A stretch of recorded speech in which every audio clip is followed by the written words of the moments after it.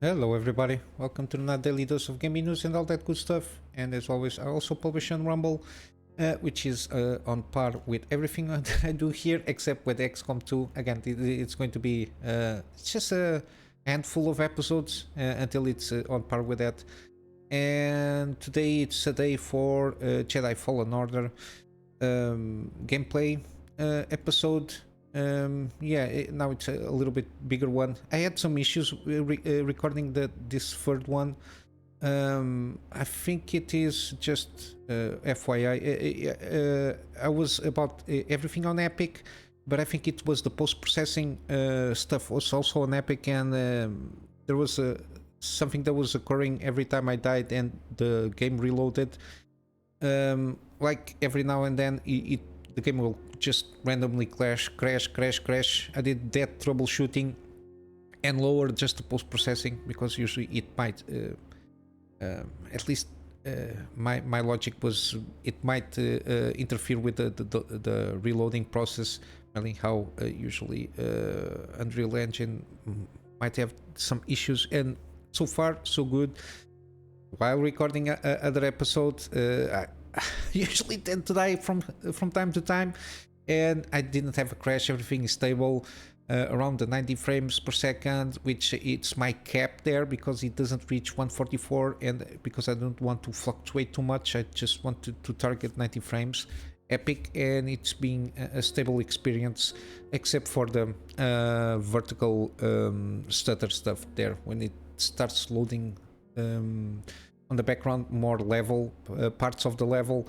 It gets a little bit awkward, but then afterwards it's fluid. I don't see any issues there. It's just for everybody to know that yeah, it's still not perfect in terms of performance, and I think Jedi Survivor, it's kind of the same thing there.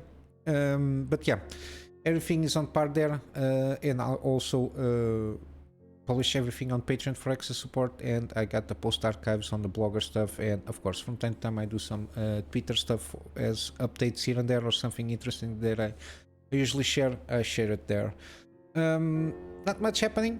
Again, January is always a month of lull in terms of news, but the only thing that is keeping us here and there trying to get around the news is the Super Series. Similarly, there have been some, I don't know if it's because officially they are not launched, but supposedly some people already are getting their hands on the 4070 Ti Super and even the 4080 Super, supposedly. And lo and behold, people are looking for the proper, oh my god, the proper Jesus drivers. And yeah, of course it's not officially announced. Of course it's not going to have, they will launch only the drivers when the GPUs are launched. I don't know why people usually, I don't know if they get it like a great deal, sure, fine, whatever, it's as long as it's not stolen. But yeah, what you're expecting, you're just getting official products that don't have, in this specific case, GPUs that don't have the official drivers out. You cannot expect to behave accordingly, because usually it's, especially when you use games, try to game on this one, it will not work out very well. But similarly, they really went out of their way and managed to get around, I don't know,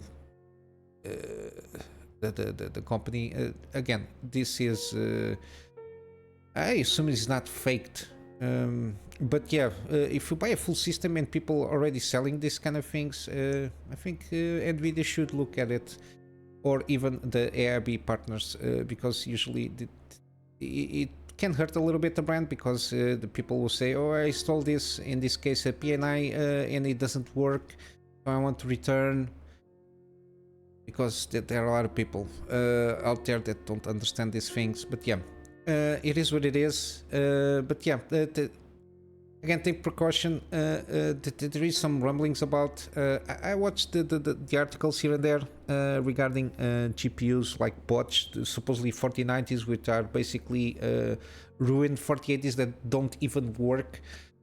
Some of them have like broken chips glued to them or something like that. Again, if I have to buy something from, for example, from Amazon or other kind of services similar to those, and if you trust those services, I usually just check the part that is fulfilled by them, so it's not dependent on like third parties, kind of a thing there. So I do, because usually these services have the marketplace stuff. It's basically anybody can.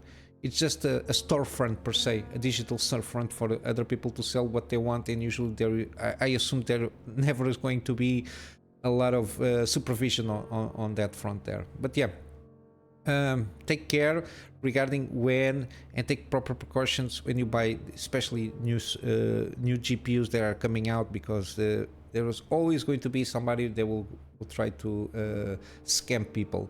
And again, before you buy it, my advice is always wait for reviews from independent people. Don't trust the numbers that the manufacturers give to you.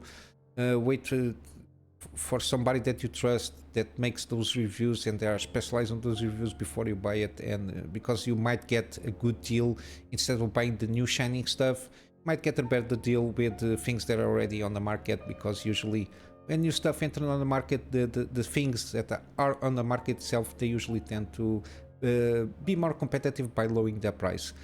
And yeah, basically that's it regarding hardware that I have to talk about for today. Some Witcher stuff happening. There is the Witcher 3 Eternal Hunt mod, which is it's a mod that it's not for the first playthrough, because it alters a lot of stuff from what I understand. I think this is basically the successor of Advanced Combat System. I think when I played a long time ago, before this dry up of 5 to 6 years, I played with some mods, and I think I managed to install this one or something similar to this. I know I installed something that enhances the combat system at the time. I don't remember exactly the name of the mod itself, but the name Apocryphos, it's kind of, I think I had this kind of a thing because it rings a bell here. But yeah, it's got like a successor for this mod, which is Eternal Hunt mod. Again, new animation, scenes, enemies, items, armors, weapons, lore, effects, pseudo quests, everything regarding the game. It tweaks a lot of stuff, so it changes a little bit the vanilla experience, let's say. Even though I don't think it tweaks anything regarding like graphic stuff, of course. But it includes some 3D HUD markers, weather system, ice breath, blood and gore system, real-time meditation, so it alters a lot of stuff here. Then again, every game that you play for the first time, I usually, unless there is something that it might enhance the intention of the developers there, is usually play the vanilla experience, so you can get the proper experience there. And then in second playthroughs, if the mods are accessible for that game, of course, just try out those with those mods and tweaking around. Like for example, XCOM 2, I just played the first time I played the vanilla experience, then I start tweaking with mods, and I basically now I'm will do the season 2 with, again, probably with the 200 to 300 plus mods, so it's a very different experience from the vanilla one. But yeah, I think this one might be a good one.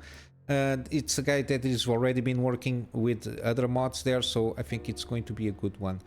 And regarding the Witcher stuff, again, just to remind everybody, I think I covered this last year, regarding The Witcher 4, the Polaris, codename Polaris, which I think I showed like a earnings call or something like that, and they had the division of the studio by projects, and they are expecting, they predicted, and they confirmed this again with Adam Badowski, joint CEO from CD Projekt Red, that they aim to have around 400 employees working on The Witcher 4 around this year, until the end of this year, basically, or best case scenario by the middle of the year, and probably by the end of the year they have the 400 people working on the project. And while that, they are now in kind of pre-production stages, so it's the conceptual phase of the Cyberpunk 2077, and it is a little bit that maybe they are going to implement multiplayer elements there from the ground up. I think with Unreal Engine, I think it's more easy to implement. Not sure. And for that conceptual phase, so pre-production stuff, so ideas, concepts, designs of combat systems and all that stuff there, around 80 employees to work on this until by the end of the year, which is more than good. The Cyberpunk is just, they had their Phantom Liberty last year, middle of the last year, so it still has a lot to go through. They are going to continue to come out for sure, excellent mods there for people to be entertained there. And yeah, it just now, I think it's going to be, not sure if they're planning to launch Witcher 4 first or the Witcher remake stuff. I'm not sure which one will come out. I think before you start a new trilogy, if they manage to get around and do watch the remakes for the first two games, I think it will be a good one. Especially if they manage, I'm not sure, I forgot in which engine, if they are using the Red engine, at least the version of the Witcher one, of the Witcher 3. It would be good at least if they could manage to do that and maybe do like the save stuff, like for example the trilogy of Mass Effect, so everything can be cobbled together in terms of how you do the decisions. Because I think that there is some choice there on the Witcher 1 and on the Witcher 2 there is. You can align between several factions or between at least two factions. As good as I remember, I think that you get to choose between two factions on the Witcher 2. The first one, I played it basically once when it came out. So it's been a long time since I played that one. Got the salamander stuff there, like the fish tech thing. But yeah, interesting. Let's see how it goes with the Witcher 3, with the Witcher projects there, and also with Cyberpunk. Again, I have to, for sure, I will try to get around. Seeing depends on if the Shadow of the Earth 3 launch first in expansion, or if there is like a bundle of the Cyberpunk Game of the Year edition or Definitive Edition, or whatever it's called. See if I can go around and play some of it. But yeah, and also regarding remakes, supposedly Assassin's Creed Black Flag is being remade. It's a rumor, and the rumor is based on some LinkedIn profile guys that were working on Assassin's Creed projects like Assassin's Creed Mirage and Skull and Bones. Which Black Flag, it's one of the most decent ones that I remember playing. I think I played 2 times that game. Very enjoyable. It was again, it was like a first time for them, especially in naval combat. Got some options there, but it was very light on the deep details there. So I don't know if it was one of the things that allured people to get around and doing that, and the traveling between the islands. Yeah, I'm not for sure he had fast travel somewhere, but the fact that you could go around sailing in the world and encounter like the pirates and bounty hunters and all that stuff was pretty interesting how they managed to get around that. But yeah, similarly, these two guys were working on those projects, but they are now working, both of them, on announced projects as September of 2023. And yeah, and these guys are lead artists and lead cinematic designer at Ubisoft, which were working on this project. So might lead to the credence of this rumor being have some truth to that.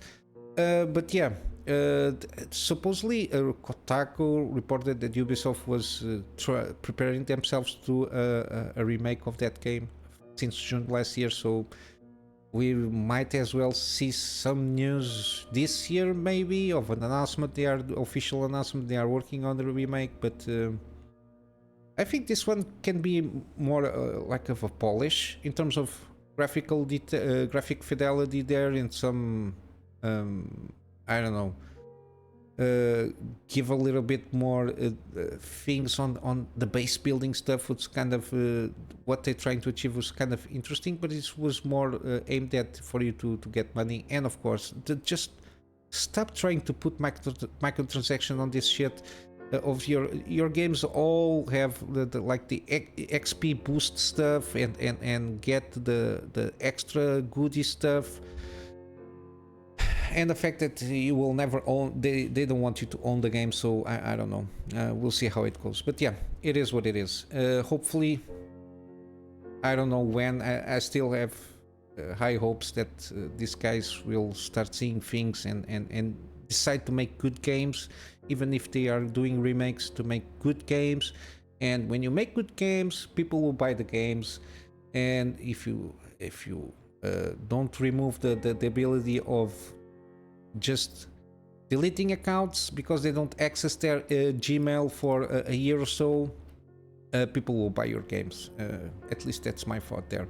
But yeah, I'm going to wrap up some gaming deals. We got Mutant Year Zero Road to Eden, 60% off. Again, if you don't know if there is a game for you, you can try out the demo. I'll probably do this one, start a run on this thing. It's basically XCOM with story, exploration and stealth. Yeah, mainly because I wrapped up season 1 of XCOM 2. I'll probably be doing this to have something in that line of turn-based strategy there. I found it curious about this game. I want to try it out. Got also Lords of the Fallen. Again, it's always been a mixed result here. Again, I think it's about how you play the game. I think it's kind of similar, the way you were expecting. People, I think, were expecting too much of a Dark Souls kind of a game mechanics there. Although it is inspired and it's seemingly pretty good, I think that the mixed results here, it's mainly two little differences here on the combat, how the combat works there. Almost like Jedi Fallen Order, I'm so used to playing Dark Souls in a certain way, being the button layout and how you process the hits and the sequency of usually how you play, the fluidity of the gaming. And Jedi Fallen is a little bit different. That's why the combat at the moment doesn't feel that satisfying, because I'm so used to playing in a certain way. And I think it's kind of similar what happens with Lords of Fallen, because graphically is good, in terms of performance is good, the content is great. The level design is great. I think it's more about the flow of the combat. It's different from what people were expecting from Dark Souls. But yeah, from what I understand, that's the main complaint of people that are used to playing Dark Souls. We got also Dredge, 30% off. Again, Lovecraftian fishing boat game kind of a thing there. Very excellent, very positive reviews all around. We got also Shardpunk, another turn-based RPG there. It's one of those that I will try out, because I'm always interested in playing turn-based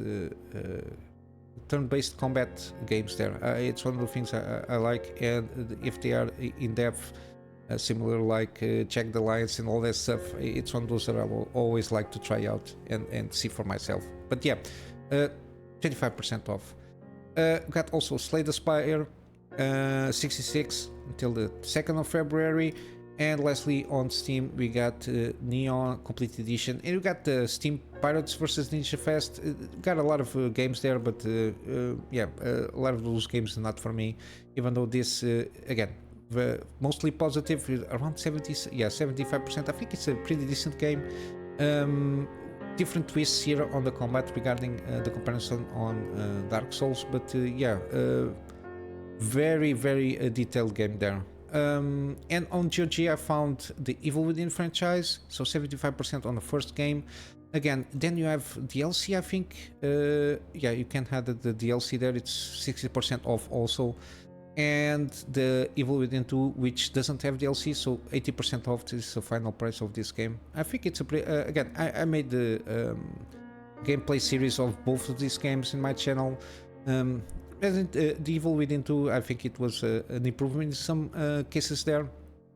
a little bit more actiony to a certain degree, but yeah, pretty good.